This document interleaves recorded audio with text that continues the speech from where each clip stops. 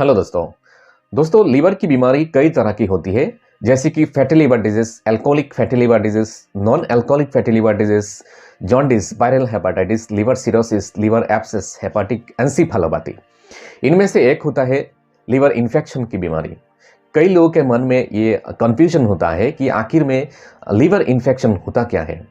तो दोस्तों, इसका सिंपल सा अर्थ यह है कि हार्मफुल बैक्टीरिया या कीटाणु से उत्पन्न हुई लिवर की बीमारी। लीवर का काम खाना डाइजेस्ट करना, बाइल प्रोडक्शन और बॉडी को इन्फेक्शन फ्री रखने का होता है। लेकिन लीवर खुद अगर इन्फेक्शन के कवल में आ जाए तब तो चिंता की बात है। दोस्तों, 4 प्रकार का इन्फेक्शन होता है: viral infection, bacterial infection, fungal infection और पैरासाइटिक इन्फेक्शन। लेकिन लीवर में जो इन्फेक्शन होता है वो वायरल और बैक्टीरियल इन्फेक्शन दोनों ही हो सकता है। 3 टाइप्स ऑफ वायरल इन्फेक्शन, 3 प्रकार का वायरल इन्फेक्शन है: hepatitis A, hepatitis B, hepatitis C. और 2 कैटेगरी का बैक्टीरियल इन्फेक्शन है, जैसे कि एक्यूट और chronic. Generally bacterial infection duration पर डिपेंड करता है, जैसे कि अगर इन्फेक्शन होने का ड्यूरेशन यानी समय 6 महीने से कम है तो इसे एक्यूट बैक्टीरियल इन्फेक्शन कहा जाएगा, जो मेनली होता है लिवर एब्सेस होने के कारण। दोस्तों, लिवर एब्सेस होने का मतलब यह है कि लिवर में फूड़ा या किसी प्रकार का जख्म होना, जिसे लिवर एब्सेस कहा जाता है।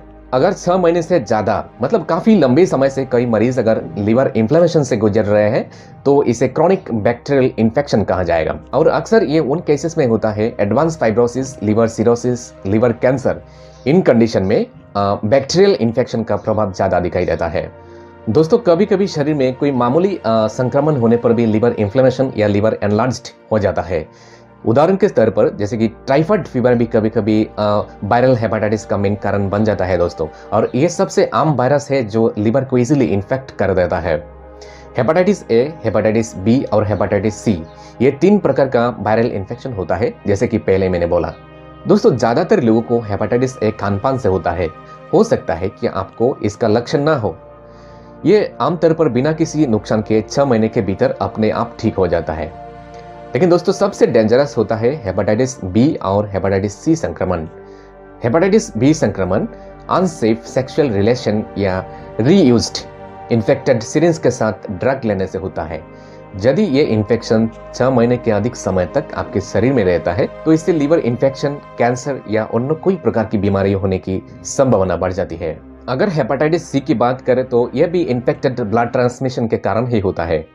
इसके लक्षण कई वर्ष तक दिखाई नहीं देते हैं। काफी लंबी समय से हेपेटाइटिस सी कंडीशन सफर करने के बाद लिवर स्कैरिंग, लिवर सिरोसिस और लिवर फेलियर तक भी हो सकता है। इसके अलावा non alcoholic fatty liver disease, इस अवस्था में लिवर के अंदर एक्सेस फैट बन जाता है जो लिवर में इन्फ्लेमेशन और लिवर सेल्स को पूरी तरह खराब कर देता है।